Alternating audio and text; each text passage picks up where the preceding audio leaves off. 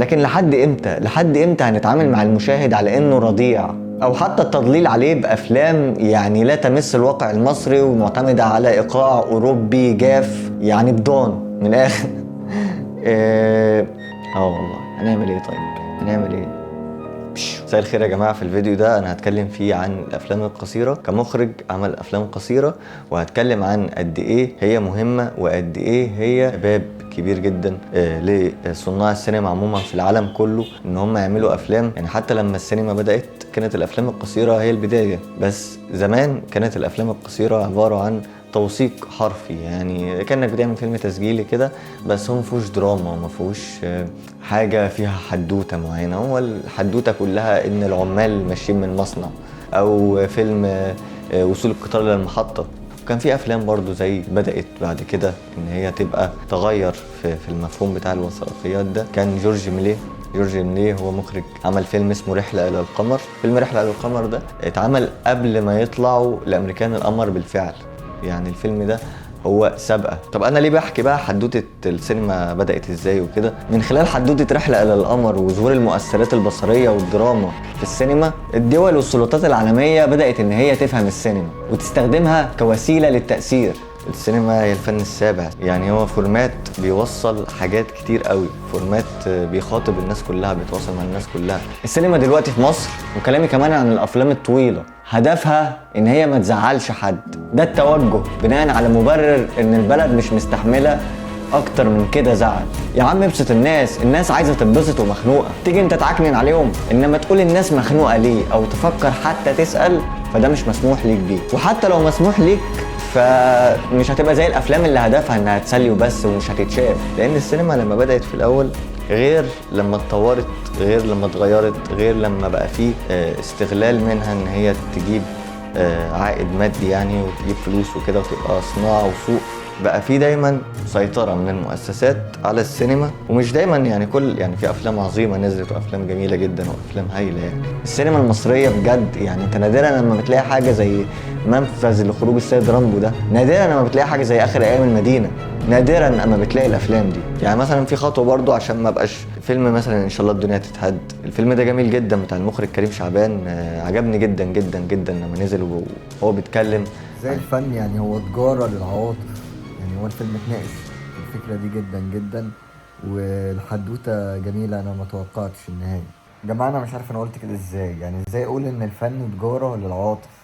الفن بقى تجاره للعواطف لما بقى بيستخدم عشان الفلوس بس وعشان الماده، من غير ما يبقى فيه الانسانيه، وهي اصلا اصل الفن المفروض تبقى موجوده. فبالتالي ما بيبقاش فن، بيبقى تجاره فقط لا غير.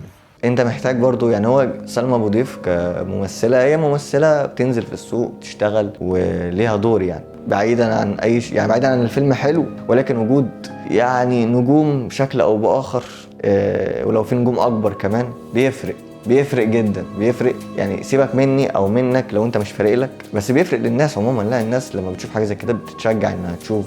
عشان كده المنتجين بيبيعوا بده، عايزين فكره كاتشي، مش عارف ايه، مش عارف، عايزين الناس تشوف.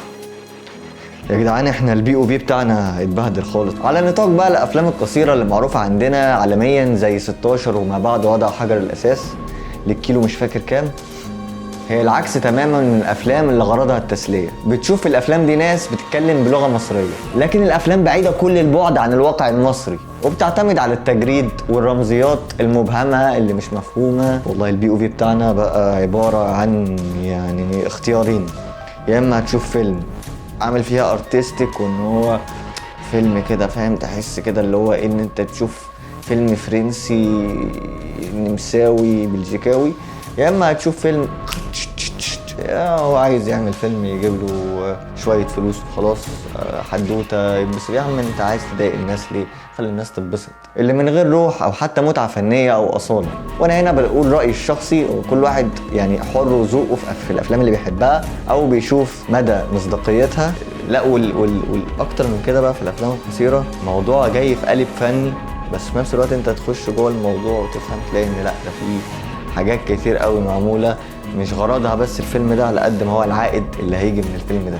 يعني السينما ما بقتش بشكل كبير، عشان برضو ما سوتش الدنيا جدا، بس ما بقتش بشكل كبير بتخاطب الناس، بقت كلها في اماكن معينه، في فئات معينه، باجندات معينه. ازاي اتاثر بيك من غير ما اصدقك؟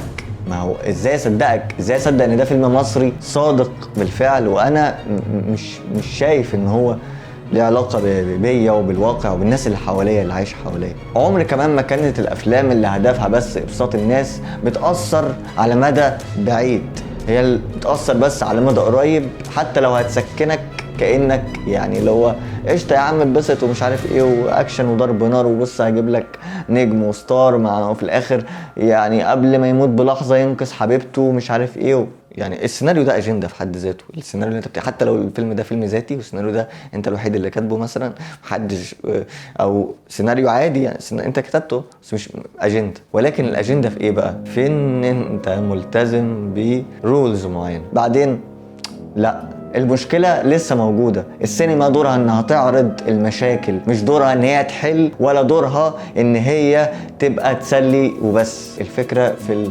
المضمون، الفكرة في الشخصيات. هل الشخصيات دي لحم ودم؟ هل فعلا شخصيات انا مصدق ان هي مش ممثلين؟ انا عايز اشوف الناس. انما اتعامل مع السينما عشان فيها دراما بان هي مادة بعيدة كل البعد عن المشاكل، فده زي المخدرات بالظبط. وبشوف اول فيديو نزلته على القناه بتاع السينما افيون الشعوب، اللي يعني ممكن تفهم قصدي اكتر. برضه السينما يعني انت حتى تشوف عدسه التصوير. قال لك العدسات، بقول لك انا عايز اشوف حاجه عن العدسات. عدسه التصوير حتى يعني بتبقى 16-35، يعني رقم قليل، وتلاقي العدسه هي الواسعه اللي بتصور مساحات كبيره، وتلاقي ان العدسه الضيقه اللي هي ال100 هم العكس. كلام علمي يعني بحت، يعني انا مش بتكلم هنا في علم دلوقتي. الخيال في الفن وفي السينما عموما هو اللي فاتح مساحه كبيره قوي للتغيير. يعني انا ده عندي جمله كده غريبه كده بقول لك بدات السينما غريبه لا عندي لا دي نهار اسود. عندي جمله كده غريبه بتقول بدات السينما قصيره وستنتهي كما بدات قصيره. تحس السينما زي دوره حياه الطفل كده، هي بدات صغيره بعدين كبرت وعقدت وبقت افلام طويله، وبعدين وصلت للشيخوخه، والشيخوخه انت بترجع فيها تاني زي الاطفال. السينما بقى لها دلوقتي كام سنه؟ من 1895 لحد 2025، فعجوز. احنا دلوقتي في افلام كتير قصيره بس هي مش موجوده، مش متوزعه صح.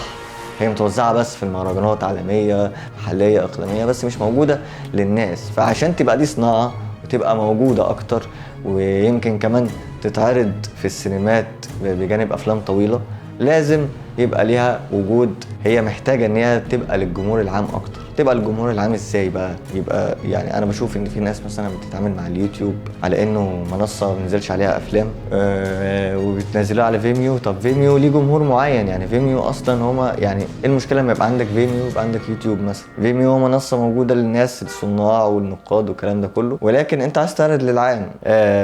وموضوع الافلام القصيره دي انا مش قصدي على الريلز، مش قصدي على الحاجات الشورتس، مش قصدي على الحاجات اللي هي الايه اللي هي هدفها بس ان هي تلفت الانتباه. لا، ما قلتلكش نزل على تيك توك يعني. فالسينما القصيره فعلا هي فن ومتعه، ومش سهل عمليه التكثيف وان انت تحكي حدوته وتقول منها مضمون ومعنى وكبير في بساطه وفي قصه مدتها قليله.